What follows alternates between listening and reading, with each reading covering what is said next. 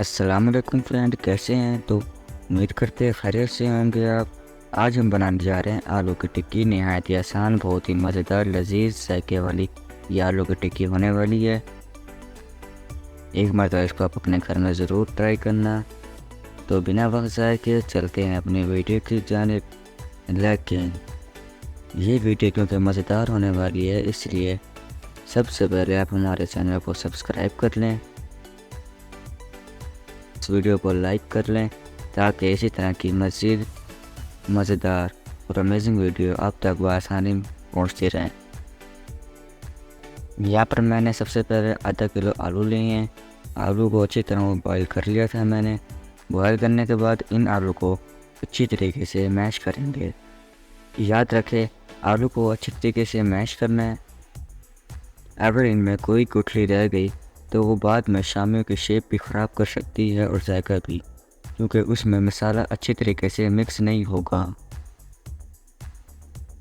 یہ دیکھیں آلو کتنے اچھی طریقے سے میش کر لیے میں نے، آپ نے بھی اسی طریقے سے میش کرنے ہیں۔ آلو میش کرنے کے بعد اس میں آپ نے تھوڑا سا ہرا دھنیا ایڈ کرنا ہے۔ ہرا دھنیا میں نے باریک چوپ کر لیا تھا، آپ چاہے تو ثابت بھی ڈال سکتے ہیں، لیکن اگر باریک ڈالنا تو وہ زیادہ اچھا ہوتا ہے۔ ایک سے دو عدد میں نے باریک ہری مرچیں کٹی ہوئی ڈالی ہیں، اور ایک چھوٹی عدد کی پیاز باریک چوپ کی ہوئی ڈالی ہے۔ ایک ٹی اسپون کسوری میتھی کا ایڈ کیا ہے۔ اسی کے ساتھ ایک ٹی اسپون نمک ایڈ کیا ہے۔ نمک آپ اپنے حسب ذائقہ ضرورت کے مطابق ایڈ کر سکتے ہیں، اور ایک ٹیبل اسپون کٹی ہوئی لال مرچ ایڈ کری ہیں۔ آپ لال مرچ بھی اپنے حساب سے ایڈ کر سکتے ہیں۔ ان سب چیزوں کو ایڈ کرنے کے بعد اس میں ایک ٹی اسپون سفید زیرہ ایڈ کرنا ہے۔ سفید زیرہ صاف ہونا چاہیے۔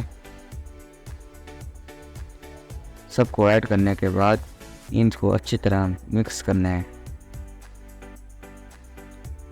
یاد رہے ان کو اچھی طریقے سے مکس کرنا ہے، کیونکہ اگر یہ اچھی طریقے سے مکس نہیں ہوں گے تو ان میں مسالہ جذب نہیں ہوگا۔ اگر اچھی طریقے سے مکس کریں گے تو ان میں مسالہ جذب ہوگا، اور کہیں سے پھیکی کہیں سے مسالے والی نہیں ہوگی، بلکہ سارے کی مسالے والی بنے گی۔ جبکہ اگر صحیح طریقے سے جذب نہیں کریں گے تو کہیں سے پھیکی اور کہیں سے مسالے والی بنیں گی۔ تو یہ دیکھیں فرینڈس، میں نے اچھے طریقے سے اس کو میش کر لیا ہے۔ دیکھیں کتنا ملائم اور نرم ہمارا آلو کا مکسر بنا ہے۔ یہاں پر ہم نے صرف 3 سے 4 ٹیبل اسپون یعنی کھانے کے چمچ بیسن لینا ہے۔ یہ ایک فارمولہ ہے جو آپ اپنے اس آلو کی ٹکی میں ایڈ کر سکتے ہیں۔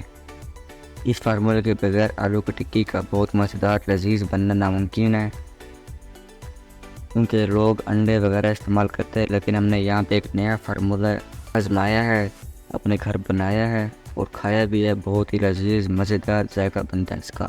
بیسن لینے کے بعد اس میں آپ نے ½ ٹی اسپون لال مرچ کسی ایڈ کرنی ہے، ½ ٹی اسپون نمک ایڈ کرنا ہے۔ یہ سب کچھ ایڈ کرنے کے بعد ان کو مکس کرنا ہے، اور اس میں تھوڑا سا پانی ڈال کے اس کو اچھی طرح سے حل کرنا ہے۔ یاد رہے کہ یہ